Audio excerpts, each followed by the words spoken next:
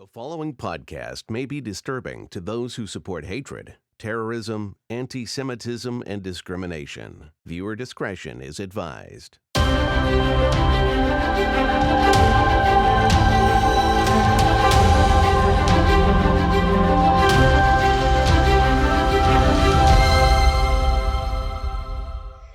Well, hello everybody, and welcome back to How We Fought Against.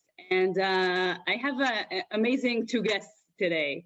And the reason that they're amazing and the reason why we are very, very excited about this episode is that, first of all, it's a monumental story of Jewish history, current Jewish history, but a monumental story that I think really changed the future of the Jewish people and the state of Israel. But also, I think there are a lot of lessons to be learned about, what they have done and what they have accomplished, and understand what we should be doing next, because there are still many, many challenges ahead. So let me just briefly introduce my two wonderful guests. So first is Rabbi Avi Weiss, who was an early leader of the student struggle for the Soviet Jewry, founded in 1964. And he served as its national chairman from 1982 to 1991. Now, Weiss has written a book about his efforts to liberate Soviet Jews, which is called Open Up the Iron Door, Memoirs of a Soviet Jewry Activist. And the second guest, who I've known personally for years now, Glenn Richter. He was the group's national coordinator from 1964 through 1991, when the Soviet Union officially disbanded. Glenn planned and led hundreds of demonstrations at Soviet offices and appearances by Russian groups in the US. He is the author, editor of numerous booklets and news releases detailing the plight of Soviet Jews and what could be done to aid them. So thank you guys very much for coming, for joining us today. And this is a real pleasure. So before we start, I know, Glenn, that you really wanted to tell me a short story that will explain everything. So why don't you start? Well, it's not going to explain everything, but I think when we were off air, you had asked about motivations and everything else, and how we persisted when others weren't really in the game. And of course, I said, not facetiously, it was the naivete of youth. We didn't have the mental burden of the previous generation, of those who were the Shah Steel generation, people like my parents, who, when I asked, what did you do during the Shoah, said to me, look, we didn't know, and when we knew, we felt powerless. But it was also an issue that we didn't have the burden that some other people did. And let me explain to you in just two parts, and I think Rabbi Weiss will hopefully talk about the Jewish establishment here in the US. But let me talk about the Israeli government first. Back in the early 1950s, the Israeli government set up, with the assistance of those who were originally involved in Aliyah Bet, and then people who were involved in the Mossad, a special office for Soviet Jews. It was called either Nativ, the Path, or Lishkat HaKesher. Sometimes we used to call it Lishkat HaSheker. But these people felt that they knew what to do for Soviet Jews. The original founders of the office were people who were very much involved in secret and quiet activity. Some of these individuals, such as Nechemia Levanon, became the leader of the office. They had been already in the Soviet embassy in Moscow and been expelled for contacting Jews. So they were very cautious, but they felt they knew what to do. They felt they had the history. They knew that they were in the game for a long time. In 1970, my wife and I visited Israel for the first time, and we visited Nechemia Levanon in his office in the Kiryat in Tel Aviv. And at that point, Nechemia, who had come originally from Latvia and Estonia, and had been involved in Aliyah Bet and the Mossad and the Israeli embassy in Moscow, puffing away on his cigarette and looking at us and saying, well, who tells you what to do? And like a bunch of naive Americans, we look straight back at Nechemia and we say, we do what we think is right. And Nechemia is scandalized. And he says to us, your problem is you don't take orders. Because in his world, you don't do what you what you want to do to rescue other Jews. You do what you're told. You're part of the chain of command. Totally against the American sort of point of view at that time, certainly in the late 60s and early 70s, do your thing. A totally different mindset. It wasn't that Nehemiah was totally wrong and we were totally right. It's simply that we came from two different worlds. Okay, things moderated a little bit after that, and the Lishka was certainly after our tails and the tails of all the other after against those of us who were the independent activists and tried to delegitimize us and dehumanize us. And again, we didn't realize that's par for the course for Israeli politics and Israeli pressure. But again, we didn't like it at all. And we developed, the result was we simply developed our own methodology in the independent groups, our own means of communication with Jews in the Soviet Union, and ways to get out information which were separate from that of the Israeli government. Fine. That's item number one. Number two, I'm going to talk about Chabad.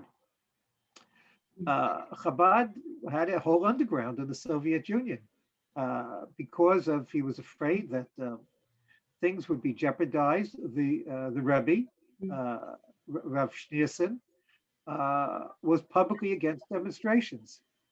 Incredibly, a few years ago, my late friend Henry Gerber, who was also part of our AFC team, found that several academics who were associated with the Elie Wiesel Library collection up at Boston University had written material, had found letters. Well, actually found a letter, found that they had described a letter that the Rebbe had sent to Elie Wiesel, probably in the late 1980s. Elie Wiesel was one of the first early great voices for Soviet Jewry, a strong backer of the student struggle for Soviet Jewry, and he spoke out, and he wrote this incredible book, The Jews of Silence, in which he asked at the very end, who's the real Jews of silence, the Jews in Russia or the Western Jews among whom he lives today. Okay. And the Rebbe apparently wrote a letter, which is unfortunately not available publicly, in which the Rebbe said to Wiesel, probably around 1989, you were right and I was wrong. Now that's an extraordinary admission from a person who is revered, as we know, as almost and perhaps to some the Moshiach. Okay, Rabbi Weiss should also speak about the Jewish establishment, which he did so well in his discussion a few weeks ago with Natan and Rachel Sharansky. But so there's something that I want to touch on first. If you can tell us, what did you think? I mean, a group of students in the United States, and I think it goes to even the motivation and the audacity to dream, right? When we speak to students today, and you guys made a huge difference, but what were you thinking at the time? Young kids taking on the Soviet Union in the hope of releasing the Jews. So do you remember, can you say, what went through your mind? What was really your hope? I'll tell you another very, very important story. Back in 1971, two friends of mine, Azriel and Ahuva Genek, said, you know what? It's so important. We have to do a rally in Madison Square Garden. Madison Square Garden had 18,000 seats. Well, what do you do? I mean, nobody told them you can't do this. You shouldn't do this. How could a young couple fill Madison Square Garden? So they went to a congregant of Rabbi Avi Weiss, the Bentheim family. They said, we need to borrow money to rent out Madison Square Garden. We rent them the money, they rented the garden, and things were going so well that the Jewish establishment wanted in. Well, we said we need them to help fill the garden, and they wanted us because they couldn't be left out of this event. Right. So in December 1971, we had a more than full rally in Madison Square Garden.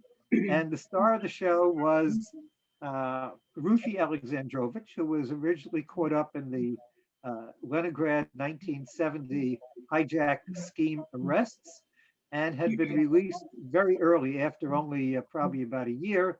And she was flown in and she spoke. But because, We didn't know you can't do it. We didn't know you can't dream and you can't reach for that dream. So we did it. Rabbi Weiss, you got to talk about what I got to throw the ball to you. You know, just sitting with Glenn is these are not just words. It's humbling, and I would say that um, I would say to those listening in that leadership is dreaming about change. That's what leadership is. There's a need, and you push for change, and there was a need. There was a need because Soviet Jews were trapped behind the Iron Curtain, and Glenn and Yaakov brought all of this out. And there was a need for people to stand up. And on the heels of the Shoah, we became what I call never again Jews.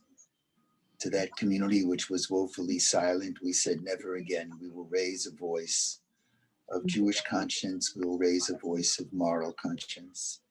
And we were also inspired by the civil rights movement, where Dr. Martin Luther King marched in ways that people thought would be futile.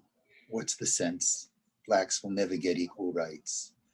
And that was very inspiring. I know that Glenn can speak to this. He was part of that movement, but that concluded.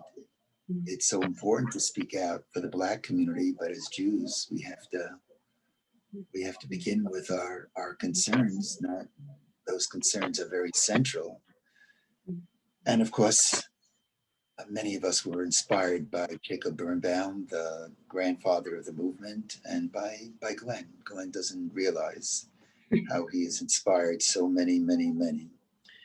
And the key is to understand that leadership is change, and change always begins from the fringe. Always, always, Ifa. It doesn't begin from the mainstream. Our religion, Avram and Sarah, began from the fringe. In last week's Parsha, when Moshe and Aaron come demanding freedom for the Jewish people, they turn around and they realize they're standing alone. V'achar ba'u Moshe v'Aaron. V'azkenim nishmetu echad echad. And all the elders, the establishment, they weren't around. They stood alone. And the Soviet Jewry movement was a moment of change that started from the fringe. It's not that the establishment is bad. They're good people. But when you're in the establishment, you're in the bureaucracy. Yeah. And there's a lot of heavy red tape. Yeah. Very, very slowly, often loses contact with the Amcha. And the mainstream is unwilling to take chances, unwilling to take risks, because they're afraid they're going to fail. That's why all movements, even the civil rights movement, the anti-war movement, Vietnam, Herzl was an outside movement. And the truth of the matter is, the Soviet Jewry movement couldn't have had success without Israel. But for a long time, the Lishka was pushing against Sharansky. It's very well known. They had their own concerns. They wanted better relations with the Soviets. So it was a few people, and then in the thousands, who worked from the outside. And then, of course, that's the first step. Change comes from the fringe, and you're very lonely. Everybody says you're crazy. And not only are you lonely, you're often put down. But the key in leadership is to try to bring the Amcha along. And often what occurs, when the coast is clear, then everybody else jumps in. Of course, when they jump in, they try to co-opt and say, you'll do it our way and not your way. But that's what it's all about. So to all those young voices, don't be co-opted. Think for yourself and dare to dream. Dare to dream and stand up, not for what's popular necessarily, but for what's right. Yeah. That's a spiritual activist. Stand up, not necessarily for what's popular, but for what is right, and get involved in causes that while you hope you're going to win, many groups only get involved in causes that they're absolutely certain they're going to win. No. The test of a spiritual activist is you're not so sure, but you're still involved and you give it all, your all. And in the end, in the end, I think the Soviet Jewry movement contributed to the downfall of communism. Amazing. I want to ask you about something that was relevant at the time. I mean, because now we look back and we see the amazing success of that movement, and there are over 1 million Russian Jews that came to Israel, and I think they are responsible for so much growth in our country. And so today we look back and there's no doubt you guys did the right thing. But, at the time, I know that there were a lot of voices that were very concerned or very alarmed by even rocking the boats and thinking that maybe what you're doing will make things even worse for Russian Jews, and maybe that it will make it so they can never get out. I'm sure you've heard that so many times in your life and at the time. So what were you thinking back then? I mean, how did you kind of continue despite all of these objections? I'll just give a very quick answer. I think for us as the students, and then some of us were then former students, we were really inspired by the rabbinic leadership of our organization. And I think that made a bit of a difference. Certainly in the civil rights movement, I saw that how people were inspired by the various clergy. And I think in the Soviet Jewry movement, at least on the student end, we were really inspired by the various rabbis who were our leaders, Rabbi Shlomo Riskin, Rabbi Avi Weiss, Rabbi Charles Shear, and other young rabbis who simply gave us words of encouragement. And these were people who we could look up to, people who we could aspire to. And instead of just talking about the word freedom or more rights, they kept on using the word of redemption. And I think that took it to a different level. Freedom is, to some large extent, physical. Redemption certainly is, to a large extent, spiritual. And I think that just the inspiration kept us going and going and going. And yeah, things were tough at times, but I think that we felt that we had gotten, we were onto something. We were onto something. We didn't know that Soviet Jews were going to leave. When we marched in 1964 with signs, "Let my people go," that was just the words of Moshe to Pharaoh. We didn't realize that Pharaoh would actually let the Jews go. But 6-7 years later, these things began to happen. So I think that if you say, well, why and how, you look for inspiration. Hopefully, you look for inspiration in the best places. But I think, the inspiration that we got from our leaders, and then from the Soviet Jews, who started speaking out first individually, then collectively, and then we could actually get to visit them. That kept us going. That kept us going. So that's my next question. How were you allowed to go over there, and what you didn't fear like this is a one-way ticket? No, we were Americans, and again, it's naivete. I traveled for the first time 10 years after we began in 1974 with my colleague Maury Shapira, and we. Okay, again, I'll tell you a story, and I think that it sort of symbolizes what went on. We met with a whole group of refuseniks one night in the apartment of one of the most famous refuseniks, Vladimir Slepak, Volodya Slepak, and his wife Masha. And this was in Moscow on a main street. You followed there was a statue, Yuri the Long Arm, and you just followed his arm and you followed down the street. You got to Slepak's apartment complex, you bring it up. Fine, we spoke. Slepak pointed at the ceiling to indicate that everything that we were saying was being recorded by the KGB. We said to them loudly, "Meet you tomorrow night at 10 p.m." And we wrote on a magic slate, which is one of these things where you write on and you lift up the plastic sheet and the writing disappears. It said 8 p.m. Come the next night at 8 p.m. Maury and I go into the courtyard, 3 cars of KGB following us Mm. We are scared. Not only scared for us, but also scared for these Jews. My God, 3 cars full of KGB are going to follow us upstairs to Slayback's house.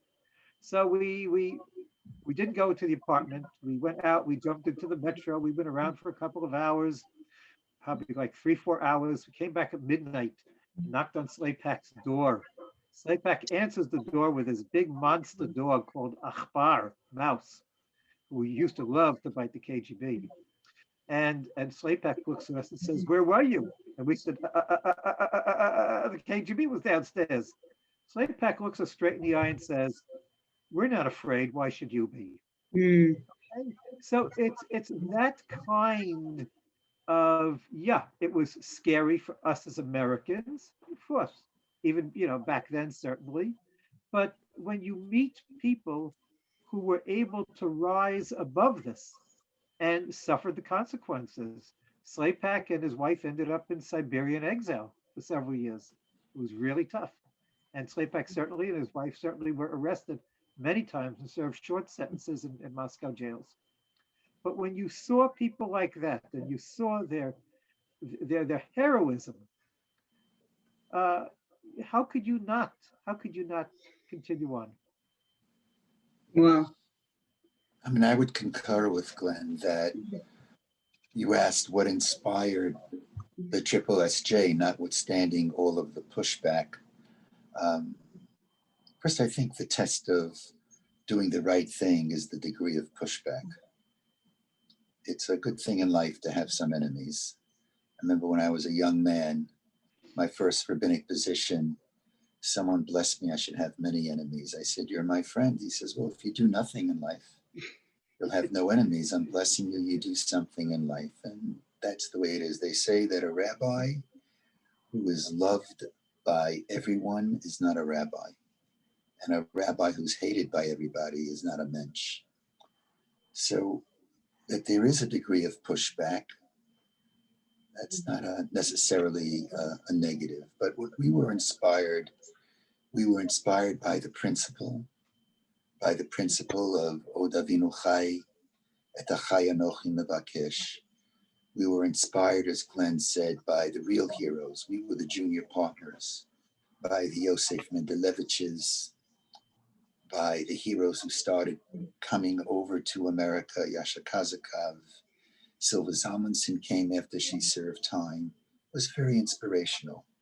And then, of course, there were heroes here. The Glenn Richters of this world were very inspirational.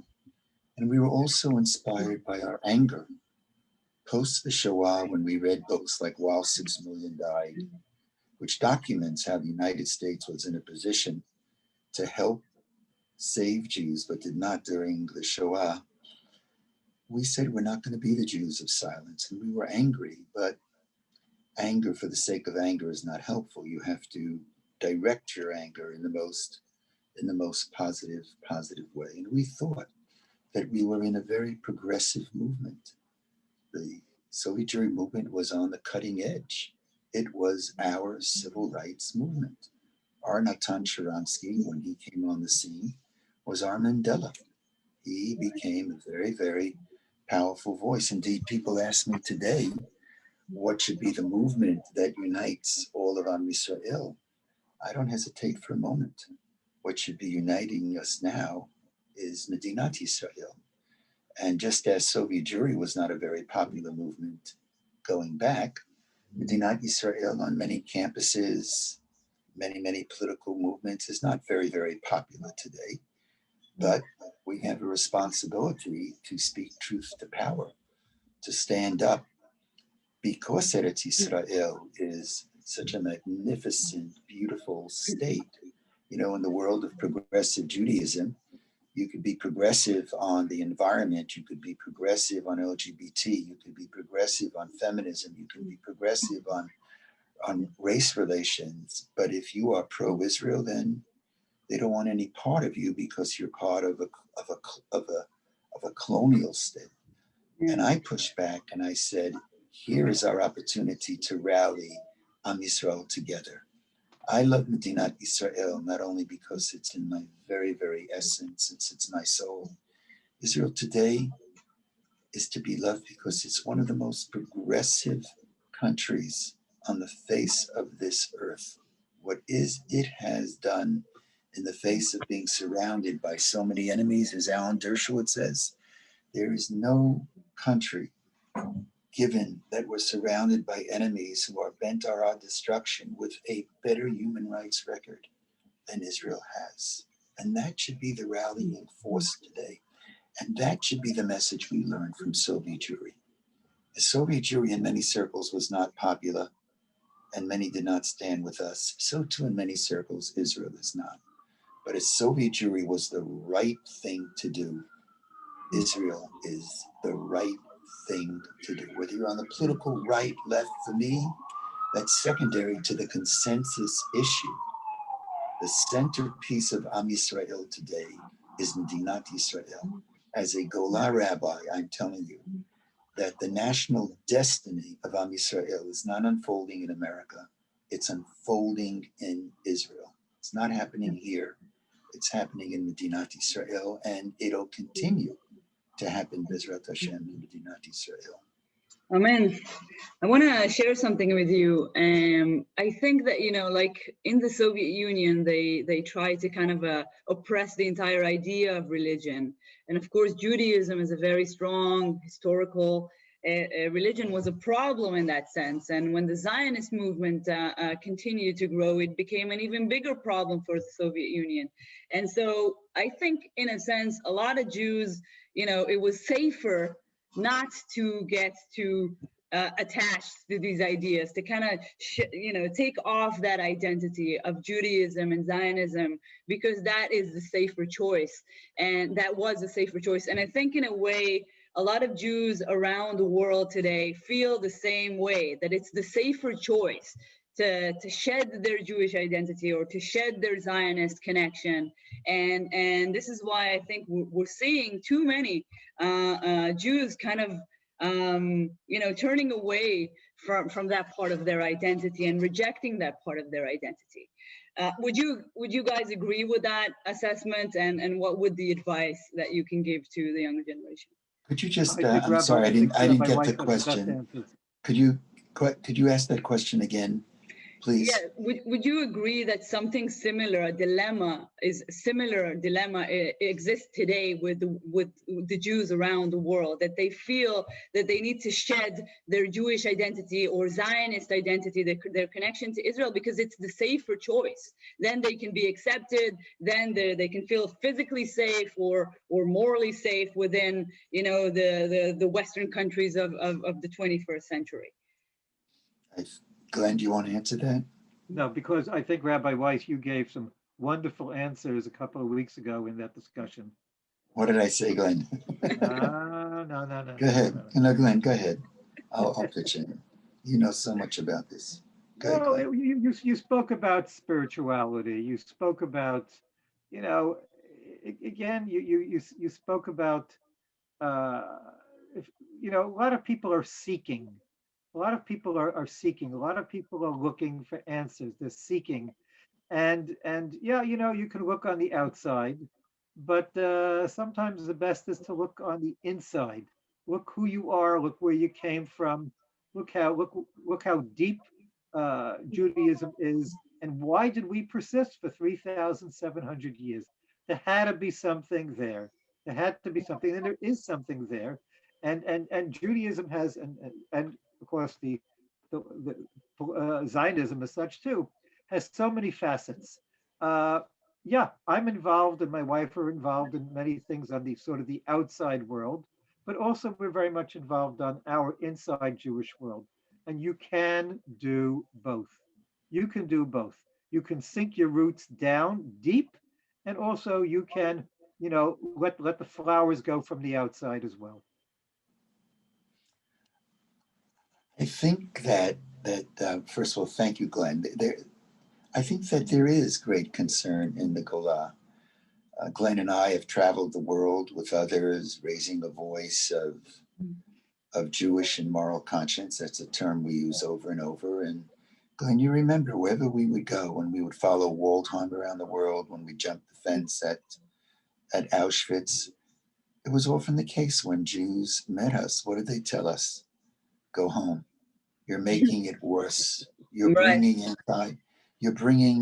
inspiring anti-Semitism. And we used to respond, no, we're fighting against anti-Semitism. It's the anti-Semites who are creating anti-Semitism. We're fighting against anti-Semitism. But I found everywhere, and I think it's true in America as well. Deep down, I think Jews have a fear. There is a fear of being too noticed, because when you're too noticed, you bring too much attention to yourself.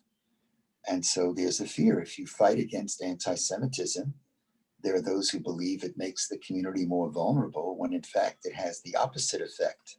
It makes you more protected. I have a principle in a book that I wrote called Spiritual Activism, where I write one of the tests of a spiritual activism, for a Jewish spiritual activism, this is very important. We should never do less for ourselves than we would do in similar circumstances for others. Over and over, I am seeing our community doing much more for others than we would do for ourselves were we to be facing similar circumstances. Over and over and over, I'm seeing this over and over. I'll give you a simple example. Maybe not a simple that's a popular one today, but the Jewish community was very, very much in favor of sanctions against South Africa. So as part of the struggle against apartheid. And many of these Jews were very frightened to support sanctions, what was called in the Jackson-Vanik Amendment against the Soviet Union, to force the Soviets to allow Jews to leave. Now, why is that? Why is that we weren't afraid to speak out for our Black brothers and sisters? Thank God. We're more afraid to speak out for ourselves. Because by and large, when you speak out for others, it brings you a lot of acclaim and you're heralded as a hero. But when you speak out for yourself, it touches upon our personal insecurities, vulnerabilities that we've built over the ages, and insecurities that are still alive. We're afraid if we demand for ourselves, we're going to bring too much attention to ourselves. Even last year, there was a big rally. It was called, Glenn, what was it called? No Fear, the rally? Yes, no, the March over the Brooklyn Bridge. Yeah, but I was pushing, we're fighting anti-Semitism in that rally. And they generalized it. They generalized it. And why did they generalize it? They're afraid. They're afraid. Our Black brothers and sisters are not afraid to say Black Lives Matter, for good reason. The Black community, they felt, and I would agree, that there's just within the police department, there's too much horror that's going on. So why are we afraid to say that when we're attacked, we want to isolate the issue of anti-Semitism as being anti-Jewish? And I say that American Jewry, I argue, is very, very much. I just did a piece on Reverend Warnock. I wish I didn't have to write it. It was a piece about the new senator out of Georgia. And I pointed out, I did it with my grandson, Eitan Fishberg, of course, helped me just do some of the research. I didn't want to write the piece, but I have concerns about him. I have concern about Warnock's opponent too, Leffler, who's a Halelia because of her alliance with QAnon, which is a white supremacist group. But 200 leaders gave him a pass.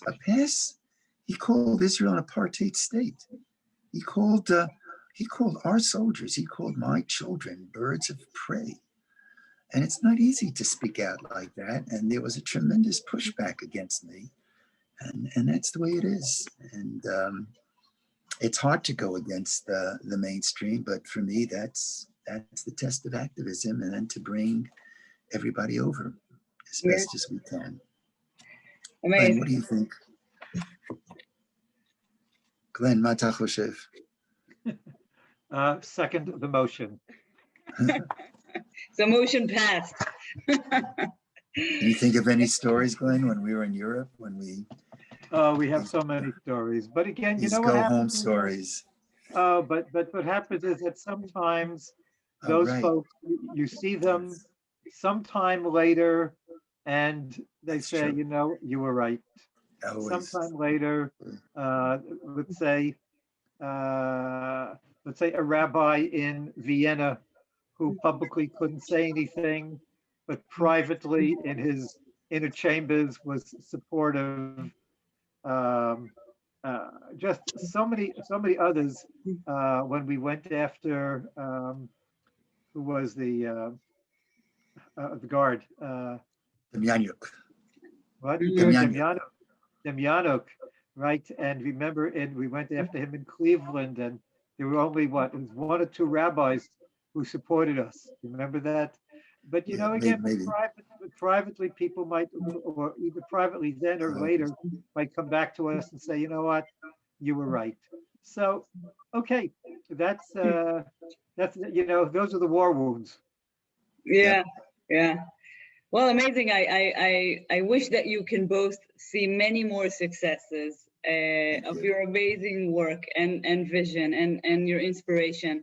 And I hope everyone's listening today can understand, because I hear that from a lot of young students, and I've started my own organization as a young activist. And you know what? Maybe you just moved the needle a little bit, but it's worthwhile. That's what I think. And I wanted to say to everyone that don't take Israel for granted. Israel, thank God, is strong, and I know it's strong, and we have to. I'm so optimistic. Thank God. Look at Israel today. Look how Israel has grown, and it's become a center of technology and startups and Torah. There's more Torah being studied in Israel than studied at any time in all of history. Israel's strong, but don't take Israel for granted. Israel has to be protected, and I believe it has to be a priority in our concerns. I know Glenn was asked this question. Maybe you want to comment on it, but I forget in what framework you were asked, but we were, oh, yes, when the student, I think from Ramaz, asked you what should be the cause that is taken up today. And what did you say, Glenn? You didn't, Israel. I said Israel. absolutely. Right. Because it's that is today our identity, and I think That's right. again, it's look. I was only 3 when the state of Israel was proclaimed, but I remember that my grandparents always kept in their house, and my parents always kept in their house this big reproduction of the Jerusalem Post, of the Palestine Post, which became the Jerusalem Post. State of Israel proclaimed. Uh, we didn't, my generation didn't understand the lack of power. My parents' generation felt it. My grandparents' generation certainly felt it. And you know, the just the extraordinary appreciation of being alive after 2,000 years, and we're back, and we're back, and my brother and his 4 children and his family and their families, you know, live in Israel, and they contribute to Israel, and they're part of ongoing Jewish history. And to me, this is extraordinary. Every day, just on the micro level, my brother, my sister-in-law, their kids, their kids are creating Jewish history. This is extraordinary. And Yeah. they, by the way, among themselves, they differ politically, but the fact of the matter is, they're all moving forward in Jewish history. Know that So, when we were in the Gola, we all want to live. The Navi Micha says, "Yigid v'cha adam matov, u'ma Hashem doresh mimcha ki asot mishpat v'avat chesed." Yadut, one of the bases is asot mishpat v'avat chesed, and to do the ethical, the moral thing. And when you're in the Gola, and we were powerless, it's easy to be ethical when you're powerless. Very, very easy. The challenge of ethics is, can you be ethical when you're powerful? And this is the challenge of Israel. And I want to argue that nothing is perfect, but Israel really is a light, not only unto itself, but a light to the nations of the world. When I think about Israel, and I think about young people in Israel who, after they serve in high school, they're not doing what they do in America. In America, when you finish high school, you're thinking about how can you serve me? Which program am I going to do? Am I going to go to Harvard or am I going to go to whatever? In Israel, what are you thinking? What did my grandchildren think? What did Gilad think? So he got into a Sayeret Egos. And Eitan served in the Chel Avir and recently served with Danny Danon as a speechwriter at the UN. And then what did Rami do? He was in Egos and Ayelet, our first granddaughter to serve, and she was she was a Mashaki Tash, and then our Noam is serving. He's doing Gashnat Shirut. God bless him. He's every day in nursing homes, and he's there with older. Wow, without staying, always important to stay humble, and we do have aberrations. We do take missteps. Yeah. But how blessed we are to live in this generation of Hakamat Hamdina. And So all the people you're talking to, the thousands, you should be blessed. It's not all dark, it's light, and you're making it lighter, Bezrat Hashem. Thank you so much. And also, I think we should add to that we should never take it for granted. Never take it for granted. All right. I want to thank you both. Thank you. You're an amazing inspiration, and I enjoyed this conversation very much. And I hope it will inspire many others. So thank you very much. And I hope you are an inspiration to me and all of our group in AFSI as well. Thanks so much.